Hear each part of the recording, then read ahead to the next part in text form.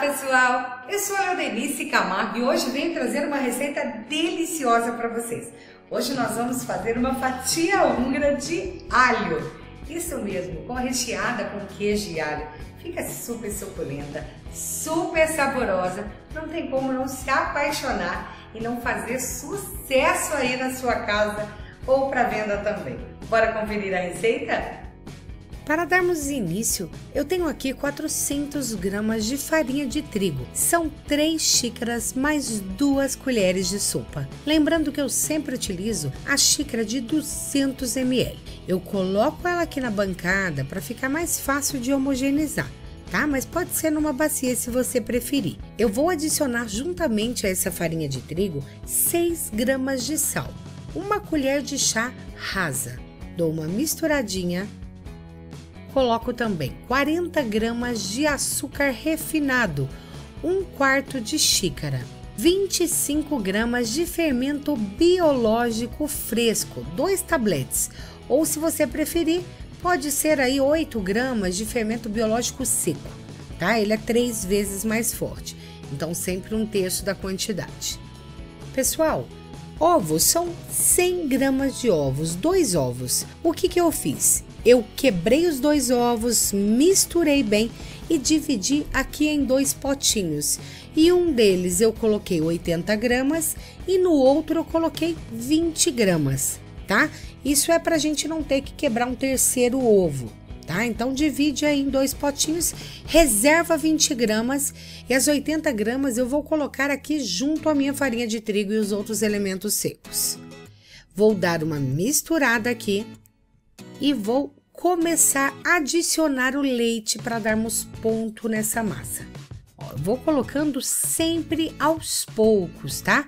Eu preciso tornar essa massa um único bloco, né? Ela macia, eu vou mostrar a textura para vocês. Eu vou utilizar um total aqui de 160 gramas.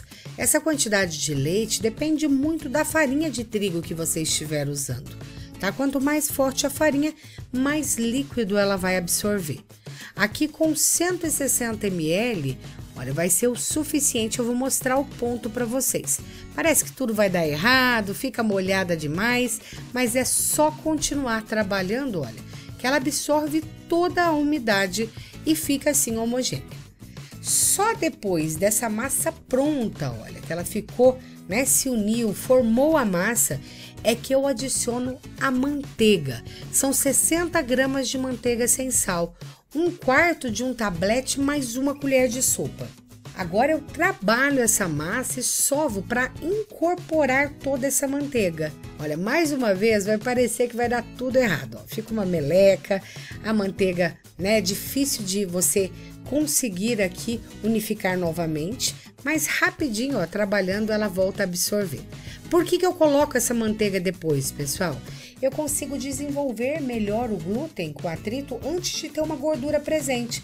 Ela vai atritar mais e dar um resultado melhor. Daí eu coloco a gordura quando minha massa já está mais desenvolvida. Massa pronta, eu vou dividir aqui em 2 partes iguais, tá?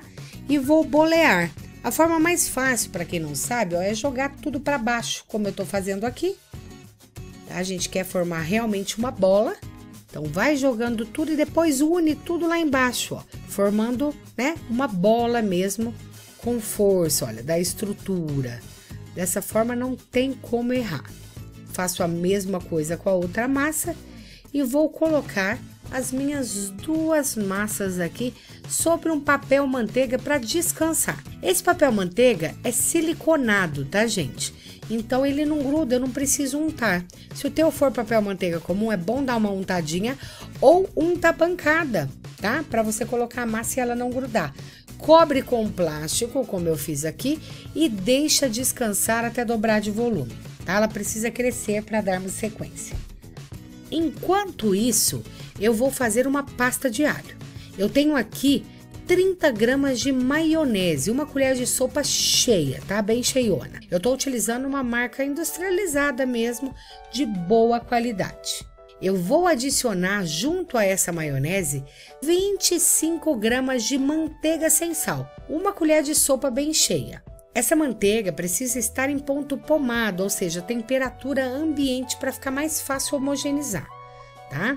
Vou colocar 5 gramas de açúcar apenas. Gente, é uma colherzinha de chá rasinha. É só para ajudar o meu pão a corar de forma mais rápida, tá? Não é necessário caso você não queira. E para completar, 30 gramas de alho raladinho na hora, tá? É uma colher, ó, de sopa bem cheia, a gosto. Eu vou misturar esses ingredientes para formar uma pastinha. É a pastinha que vamos passar entre as camadas, né, da fatia húngara. Para completar esses ingredientes, eu venho com aquelas 20 gramas de ovos que eu reservei. Lembra? Para deixar ela um pouco mais fluida, olha. Misturo bem aqui e pronto. A minha manteiga aqui estava um pouquinho gelada ainda, por isso que fica, olha, umas bolinhas. Mas já já ela chega na temperatura e eu mexo de novo. Aqui num prato, eu deixei já separado, olha, 300 gramas de mussarela desse lado, ralada grosso, e aqui 50 gramas de queijo parmesão ralado na hora, parmesão fresco. Eu vou misturar aqui a mussarela com o parmesão. Pessoal, a mussarela que eu tenho hoje aqui é uma mussarela que ela não derrete tanto. Para essa preparação, se você tiver uma mussarela mais cremosa, que derrete mais, fica mais saboroso, tá? Mas fica bom de qualquer jeito. Divide em 2 partes iguais e separa. Vou untar aqui um pouquinho a bancada com óleo, tá? Para essa massa não grudar. E vamos pegar a nossa massa e vamos abrir ela. Ela dobrou de volume, tá? Ela cresceu, olha a outra como cresceu bem. Precisa ter fermentado, não pode passar muito também. E agora eu peguei ela e coloquei aqui na bancada. Com um rolo, nós vamos abrir, eu vou abrir essa massa em um retângulo grande. Pessoal, não tem uma medida padrão. Se você quiser utilizar aquele rolo, que eu sempre indico que tem uns disquinhos, o importante é deixar a massa aberta na mesma espessura para as fatias ficarem bonitas. Tá? Então ajuda com a mão, ó, dá uma abridinha e depois vem com o rolo e vai dando um formato retangular. Aqui para mim esse rolo mais pesado de madeira eu consigo abrir, olha, de forma mais fácil. Então abre bem, deixa bem lisinho, na mesma espessura e depois de aberto do jeito que está aqui, ó, eu ajudo com as mãos a ficar bem retinho e aí sim nós vamos passar aquela pasta de alho sobre essa massa. Nos detalhes, ó, divido em 2 partes, porque eu tenho 2 massas, né? Se você preferir abrir uma massa grande, fazer em uma vez só, sem problemas, mas fica muito grande para abrir, é mais difícil de trabalhar. Agora é só espalhar bem. Na fatia húngara convencional, a gente não passa lá manteiga, né, para folhar, coloca depois recheio de coco e tal. A salgada não vai ser diferente, a gente tem que espalhar o recheio aqui nela. Se você quer incrementar, coloca uns cubinhos de bacon, calabresa ralada, grossa, passa na frigideira para ela ficar fritinha e coloca aqui que vai ficar uma delícia. Enfim, tem muitas possibilidades. Olha, eu espalho o queijo aqui nela toda. Poderia, gente, colocar o dobro de queijo se você gostar com bastante queijo, tá? Porque essa quantidade que eu coloquei aqui, ele não fica assim com queijo em excesso. Para quem gosta de bastante, pode aumentar. E agora é só enrolar essa massa, olha. Eu começo enrolando e pressionando aqui pequenininho e depois a gente vai aumentando e rolando aos poucos para ela ficar bem perfeitinha, tá? Tenta não movimentar aqui o queijo para que o queijo fique de forma uniforme nessa massa.